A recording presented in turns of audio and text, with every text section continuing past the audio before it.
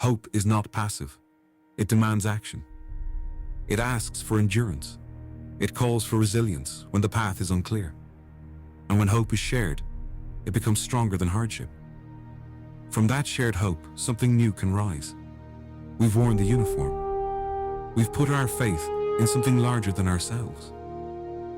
This is Rogue Island. Going rogue on received wisdom. Good morning, everybody. My name is Bjorn Bruckshaw. I am here with Ben Powers, who is a military veteran just as long as me. We are here to the first opening of our podcast called Rogue Island, all about the Revolutionary War with a limited focus on Rhode Island. I am a 9-year veteran of the military from the 82nd Airborne, multiple combat tours. I've done an archaeological dig up at Saratoga, and I am, I guess, what you call a nerd of the American Revolution.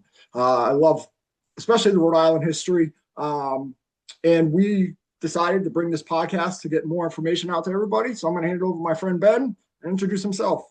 Hey, thank you, Ben. Hey, good morning, everybody. Like Bjorn said, my name's Ben. I'm also a military veteran. I'm a veteran of the 82nd Airborne Division. I do not have Bjorn's combat experience. I'm a behind the lines kind of guy. I'm logistics. I'm command and control. Bjorn's frontline infantry. But together, the two of us can bring a pretty unique perspective as veterans to the stuff we're studying about the American Revolution. Bjorn and I actually met on that archaeological dig in Saratoga back in 2021, realized we had a shared love of the American Revolution, and we've done some pretty cool stuff since. We've done things at History Camp Boston. We did a really cool road trip up to Saratoga again last October.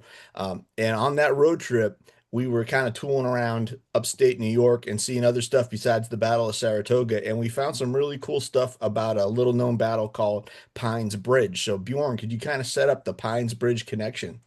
Oh, absolutely. So everybody, of course, who knows the Revolutionary War knows who Nathaniel Greene is. Everybody, right? He's a general that took over the South and kind of had Cornwallis chase him down to Yorktown. Well, people don't know who his cousin is, Christopher Greene. Christopher Greene was a commander of the 1st Rhode Island Regiment, also known as the 1st African American Regiment out of Rhode Island. Christopher Greene grew up in Rhode Island. He was close with his cousin. During the Battle of Quebec, Christopher Greene was up. I don't know whose column he was under, if it was Montgomery's or if it was under Benedict Arnold's. So that's kind of something we should try and figure out. But Christopher Greene was this man who was tough.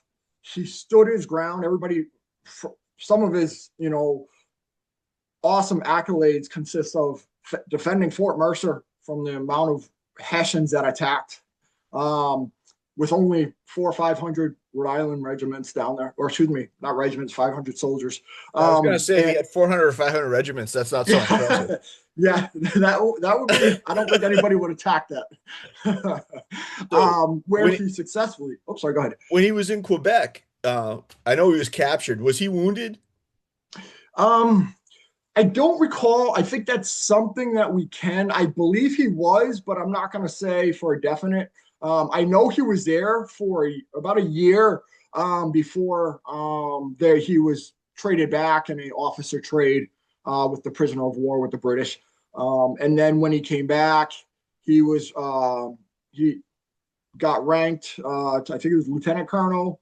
And was sent down to Fort Mercer with the rest of the Rhode Island regiments. And a couple months later, we all know that Fort Mercer was attacked by the British, and he defended it like no other.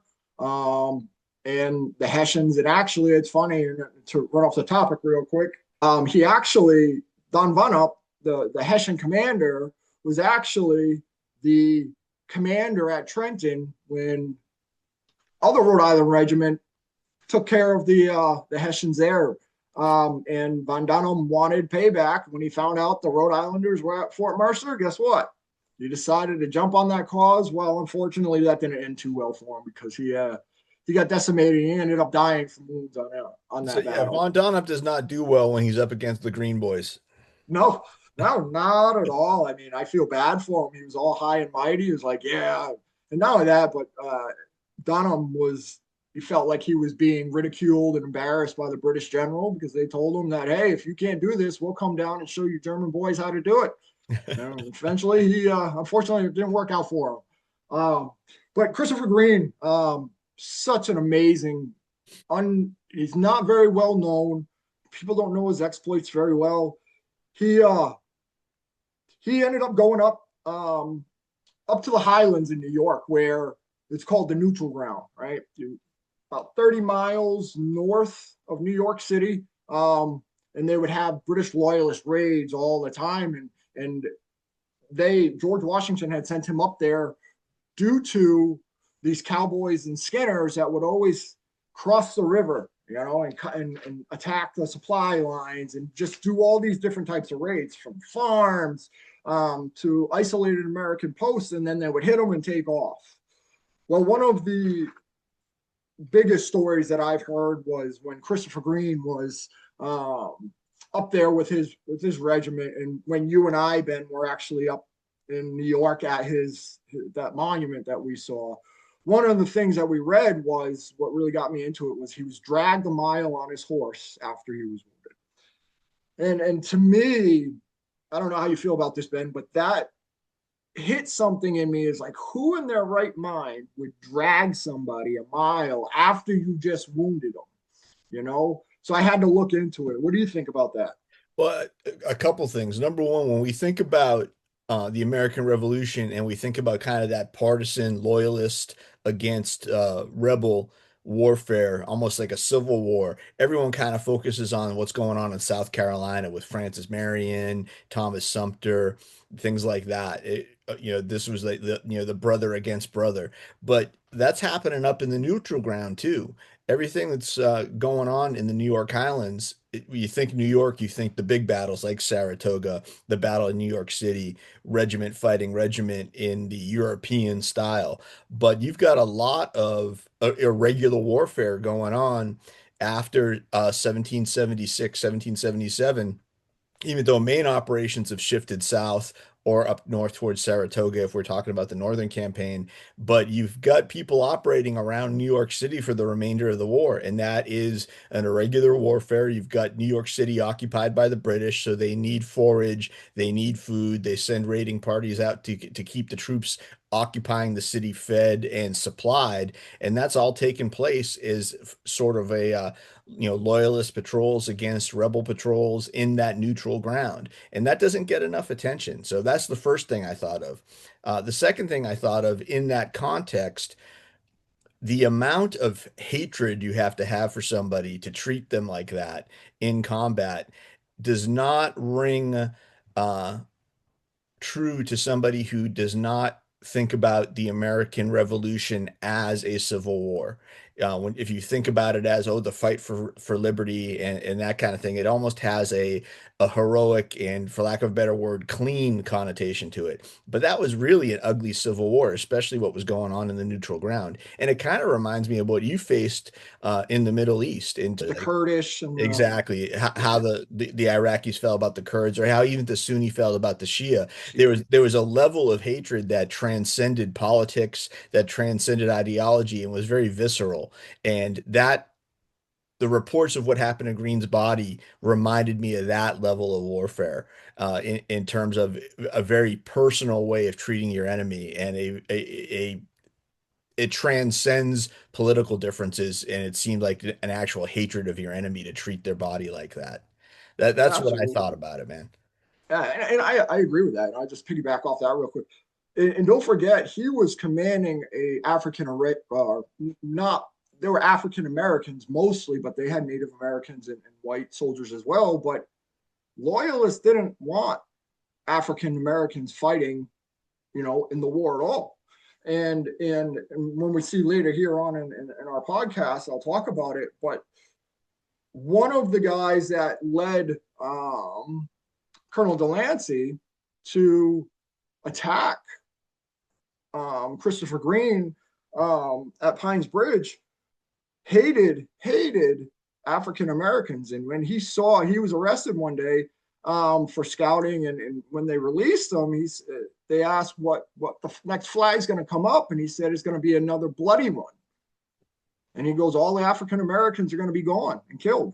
And that's what he stated. And so going off of that Civil War aspect, right? You know, the African American, not a lot of people believe that African Americans should be fighting in the war, and especially down south.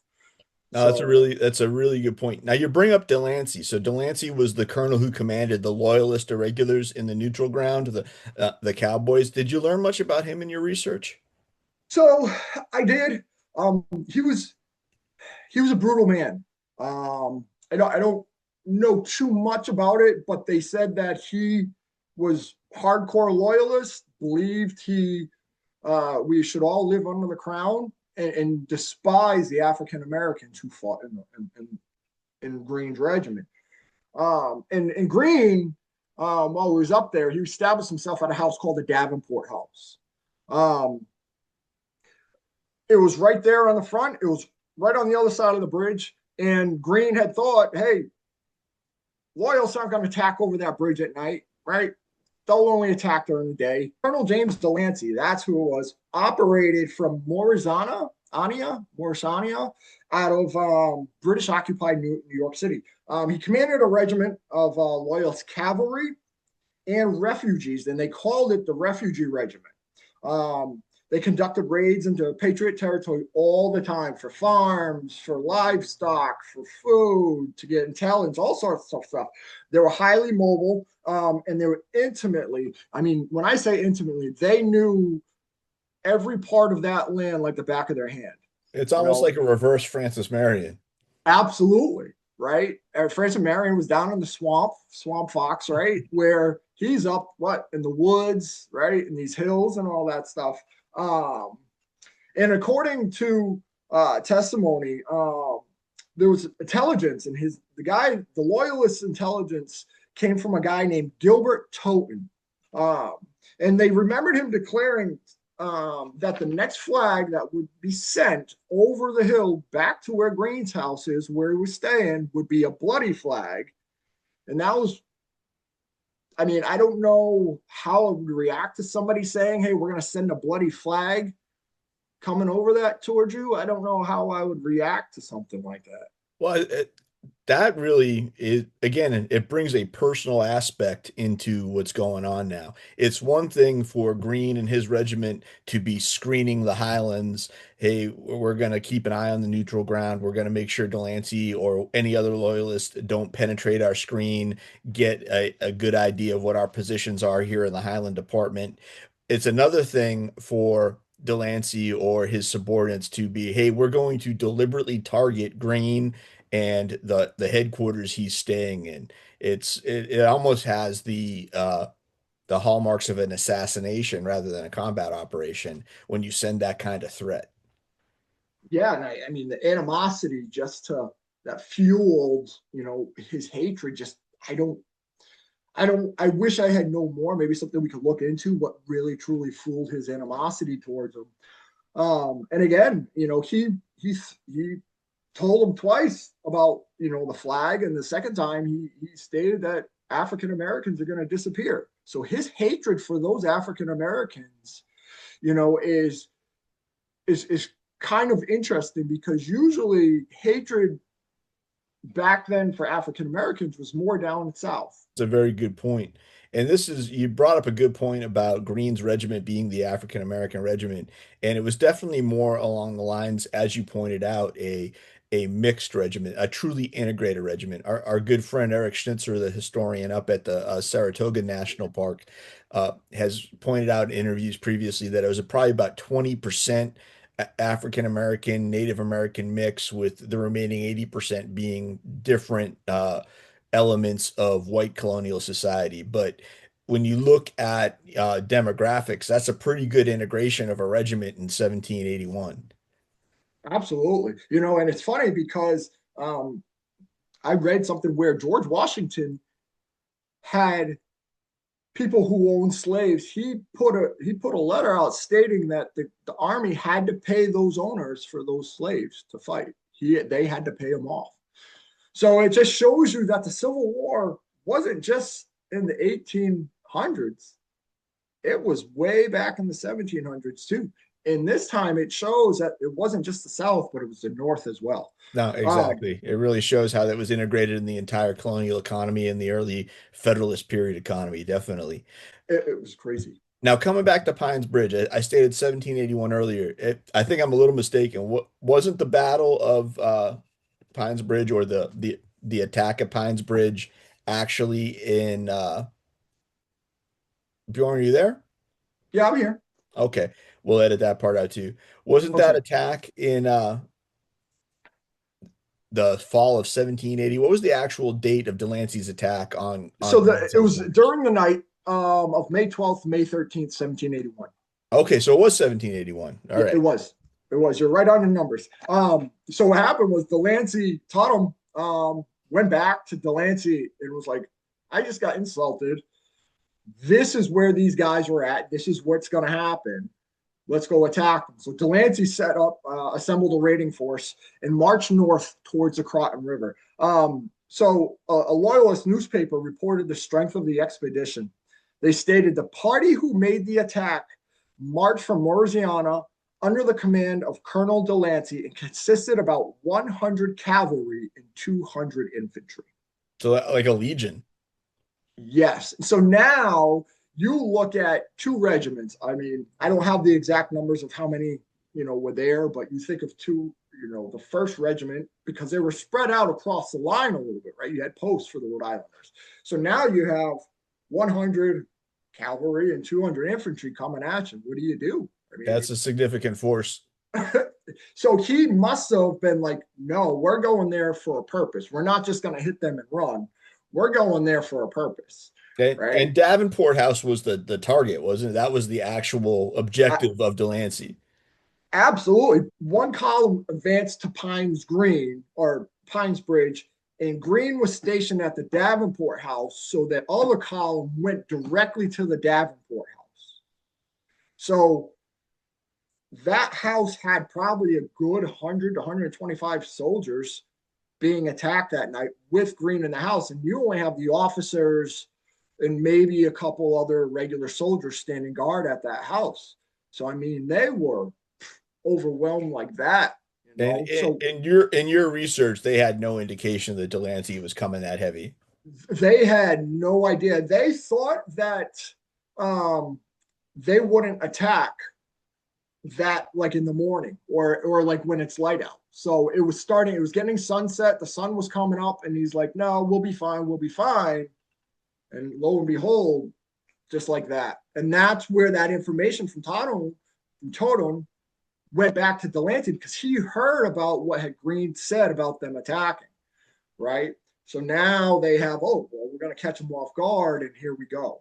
That's a little surprising that an officer with Greene's combat experience would kind of hand wave away a threat like that. I agree. And I was actually just thinking about it. What was his reasoning behind that?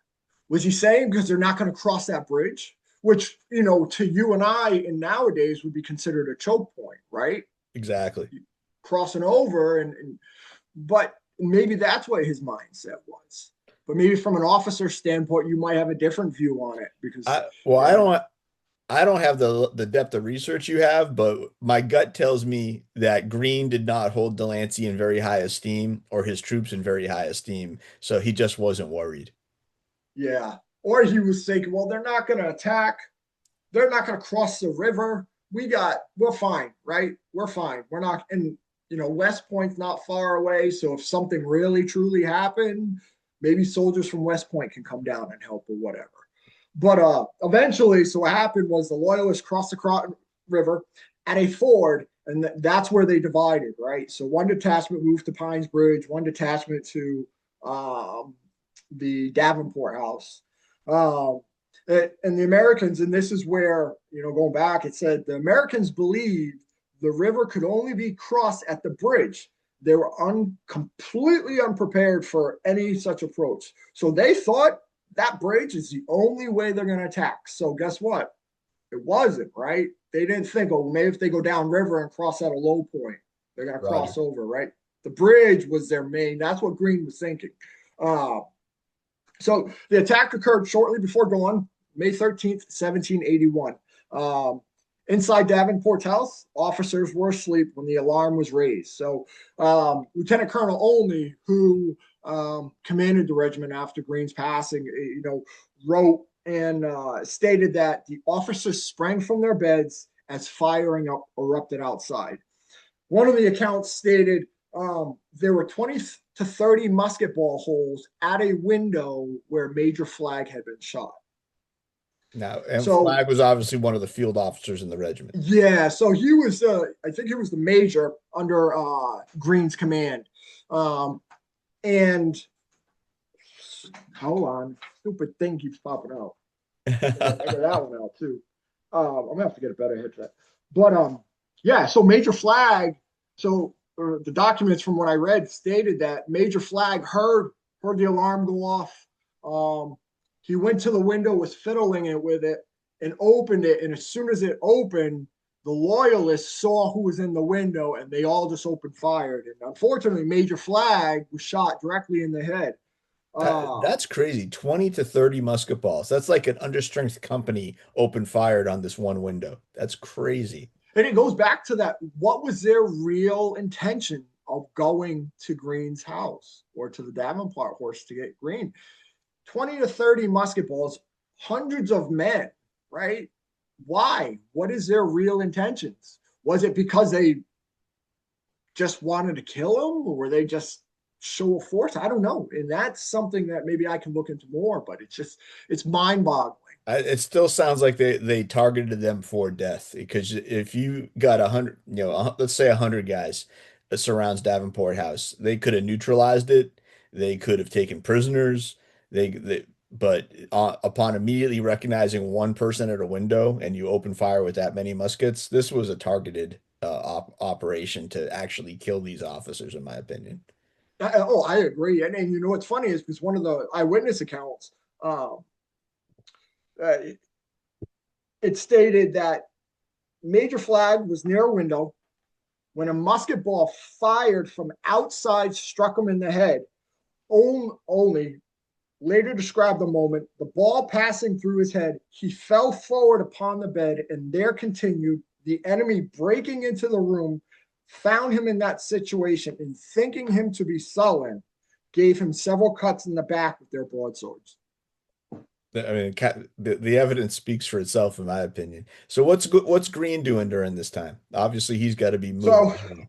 We know Flagg died instantly, but Greene, he at this time he hears the alarm going off. He's up. He's attempting to rally his guys, and at one point, the granddaughter of the Richardson Davenport house, who was witness to this, heard him say, he shouted, stand to your arms, men, courage. There are only a parcel of cowboys, fire away.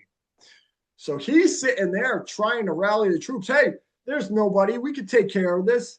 They're nothing. Let's just fire away and take care of them. And despite these efforts, unfortunately, the Loyalists overran them. And actually, one point, several sources indicated that Greene fought fiercely. It states one of the attackers burst into the room and was grabbed by Greene himself. And when Greene was about to strike his sword through him, he got cut by another sword in his right arm, which disabled him. Then, and this is the brutal part of what happened with Greene, and I'll read from the account. In the testimony of Joshua Putney, he described the moment as this. He goes, when Davenport's house was taken, one actorly broke in and entered first. Colonel Greene seized and threw him down and was on the point of dispatching him with the sword when he received a cut in the arm, which disabled him. And then Henry Lee later described Greene saying he continued to fight and resist against multiple Loyalists with his sword in hand, even still being attacked. I mean, that to me is almost like a Medal of Honor type thing. Right? Well, it's definitely combat leadership and courage for sure. Right? I mean, you got a bunch of Loyalists coming at you and you got a sword in the hand. I'm not going down, unless I'm fighting, And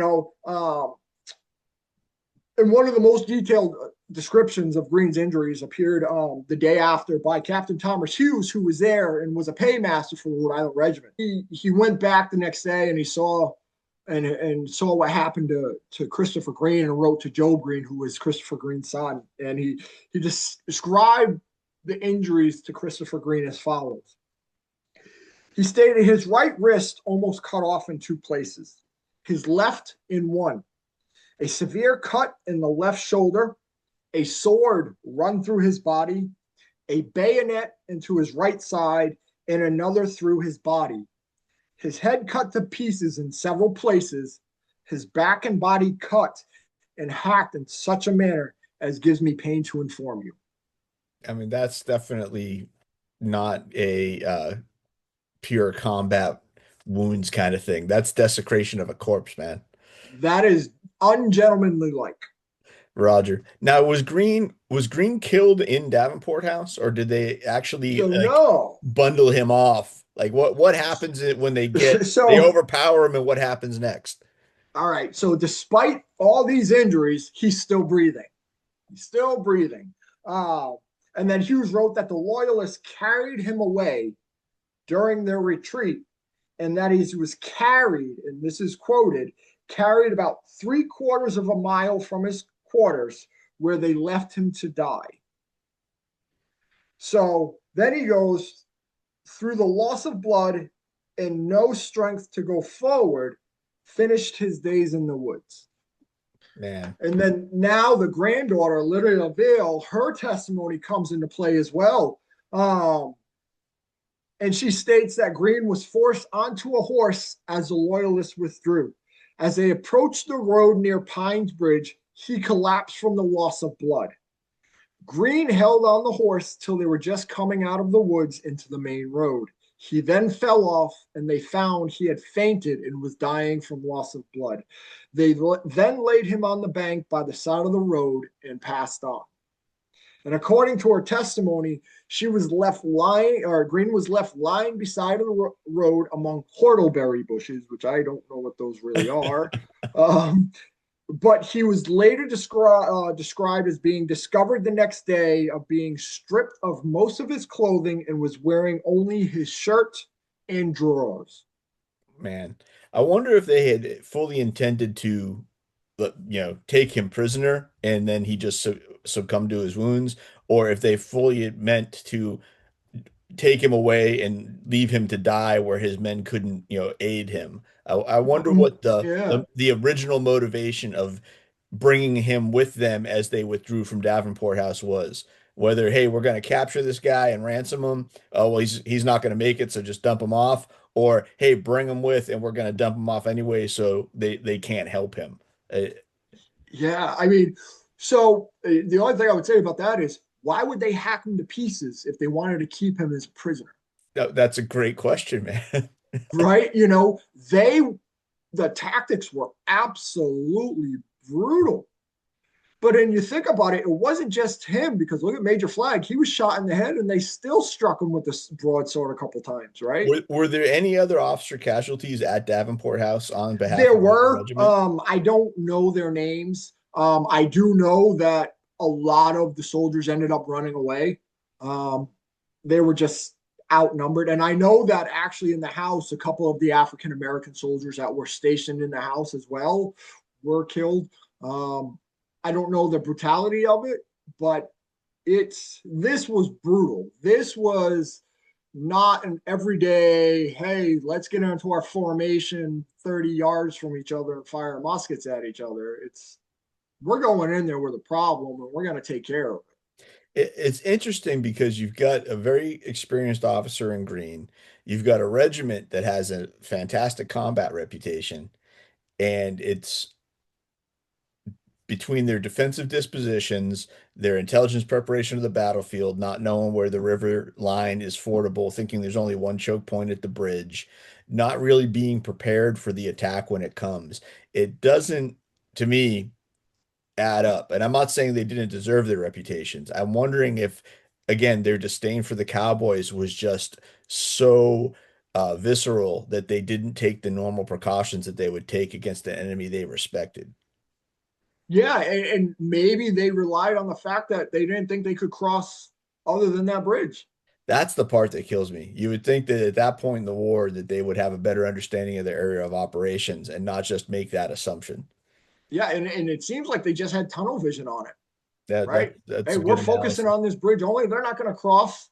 I, you know, if I was, and I wasn't a commander or an officer, I still know, hey, just because there's a bridge there, doesn't mean, and there's a river there, doesn't mean they're not going to be able to cross somewhere else, right? Exactly. If the water's low, even if it's up waist high, guess what? And they really want to come and attack you, they're going to cross that river, Exactly. right? And so I agree. I mean, they just did not like Greene.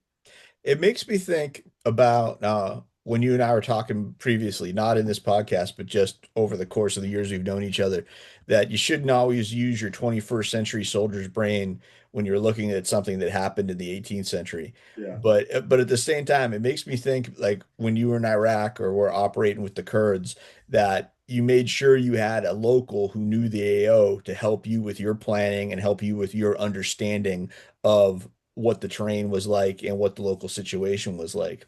Delancey's men obviously knew the local area and the terrain. I'm wondering if Greene had local Patriot supporters who could help him understand where the river was fordable, or if they lacked that local intelligence and just didn't know what they didn't know.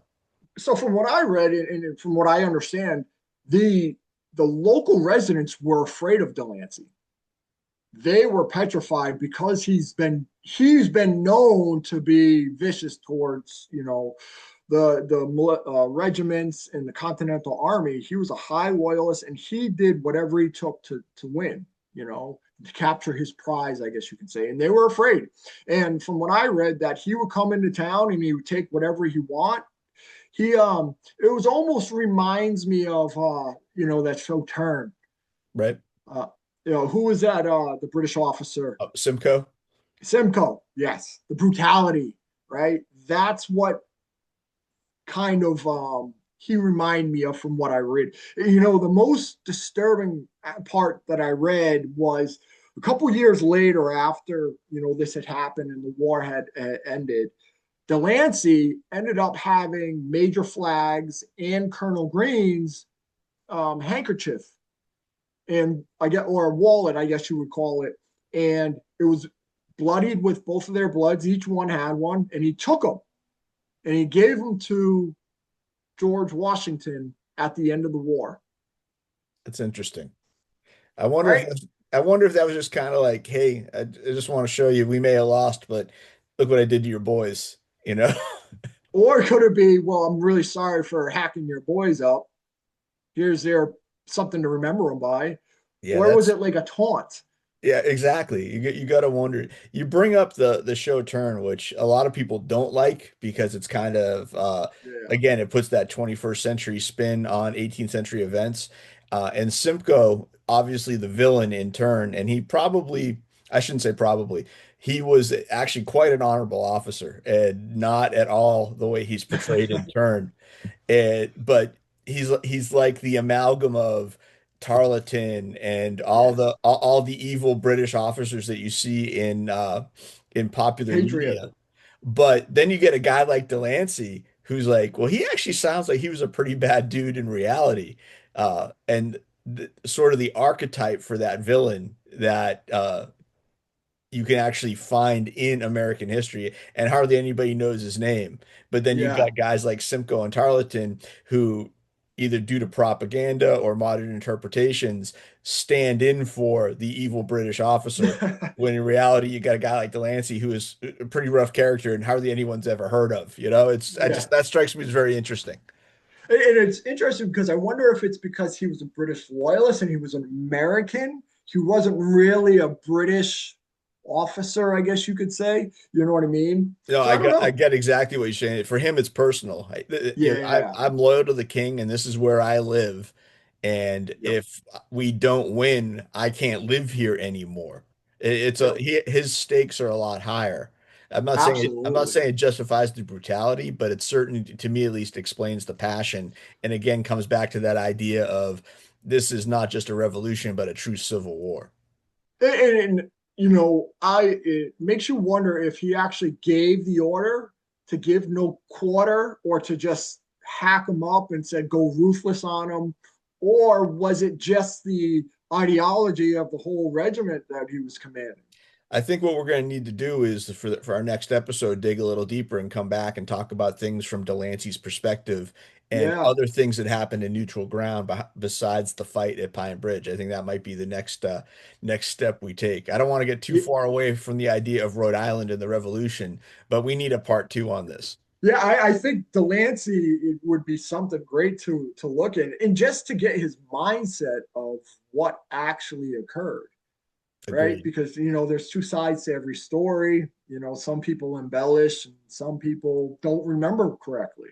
Right? So just to see what he thinks. But there's certainly a lot of evidence that there wasn't much to embellish in what happened to Flagg and Greene and the fight at Davenport House, Absolutely. for sure. There's definitely a lot of evidence to show that was a very personal fight. Absolutely. Was Delancey at Davenport House? Where was he physically during the fighting? Do we know that? We don't know that. That is something I'll and you know what? We will do Delancey for our next episode. Now you got me thinking. Awesome. But going back to Greene, so Greene was really close, his cousin Nathaniel Greene. And this time he was down south, right? He was fighting in the Southern campaign, Nathaniel Greene. And actually at this time, I think George Washington was at West Point during this battle. And he got the letter too late about what happened to Christopher Greene, because Christopher Greene and Washington were really close as well. They were good friends.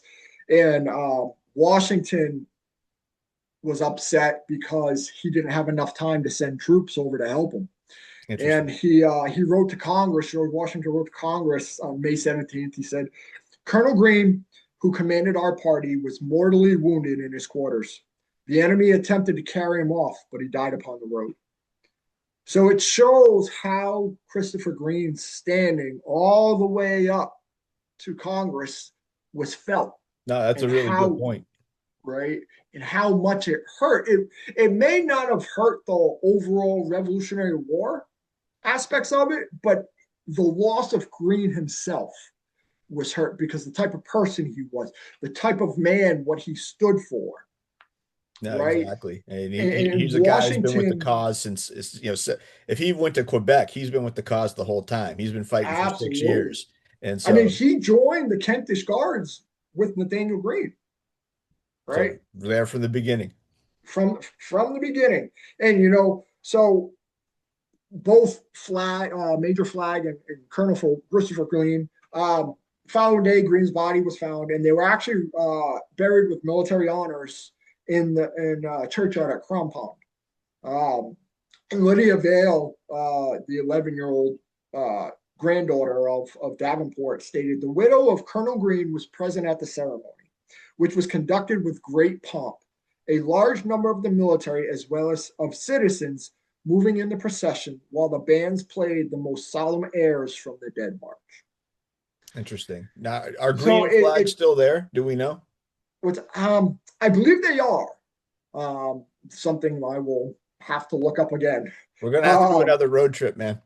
I know. I mean, that was being from Rhode Island and being from Warwick, Rhode Island. It's something that hits home to me because this guy from such the smallest colony back then and now state in the Union, from a small town where nobody knows, had this. You had Nathaniel Greene and you had, Christopher Greene. Makes such an impact on me because it shows not only to me, but when I teach my daughter, it shows that it doesn't matter how big or small the place you come from. It doesn't matter how big or small people know who you are. You are always there. You can make a difference. People can remember your name by doing what you think is right. And that to me shows and teaches, and that's what I want to get out to kids. It's not, you don't have to be from New York City to be popular. You don't have to do this. But if you fight, right, for the cause and what you believe is right in a proper manner, it doesn't matter where you come from. You can do it, right? No, Don't give up. Point, man. And the from the Loyalists, they demonstrated that even experienced troops can be overwhelmed, right? They were experienced. I mean, you battle Rhode Island. They were at they were, what was it? Battle of Long Island, I believe they were there. They were in a couple other ones for the African regiment, but they were battle hardened, and they knew how to fight. And for a loyalist group, I guess you could say, to overwhelm them like that and to the destruction is just, it's mind-boggling. It definitely speaks for a level of capability along Delancey's guys. What I knew about the Cowboys and Skinners was almost anecdotal, like, oh, the capture of Major Andre and that kind of stuff. Before we went to Pine Bridge and before you started telling me more about what you learned about Delancey, I wouldn't have thought that they were capable of that sophisticated a combat action. Yeah, I agree. And maybe that's why they brought so many cavalry and so many infantrymen. Maybe he didn't think so either. But if we can't do it with this many men, we're just going to overload them. We're just going to, exactly. You know what I mean? And that cavalry infantry combination, it still makes me think of Tarleton's Legion. It's really like I said, there's a level of sophistication there that I did not give the Cowboys credit for having. Yeah, and going back to your point, it still mind boggles me about Greene's thought process and how he just focused on crossing that bridge. Right? That's Because interesting. it makes you wonder. We're It really does. we're definitely gonna need a part 2 on this one, brother. I know I'm gonna have to look up Delancey, but again, it also shows about the, you know, how people from both spies, not technically spies, but the information they get from other people, right? Look at Toten. He told them everything, and nobody expected him to do that. And guess what happened? If it wasn't for him, they wouldn't have had that information and given the opportunity to attack Greene. No, that's a really good point, man. There's a lot of modern lessons from this battle in terms of combined arms, intelligence preparation of the battlefield, use of locals. I mean, there's a lot of ways you could approach this as a staff study if you were so inclined. That's Oh, for sure. absolutely. I want people to know more about it because nobody knows about the Battle of Pines Bridge.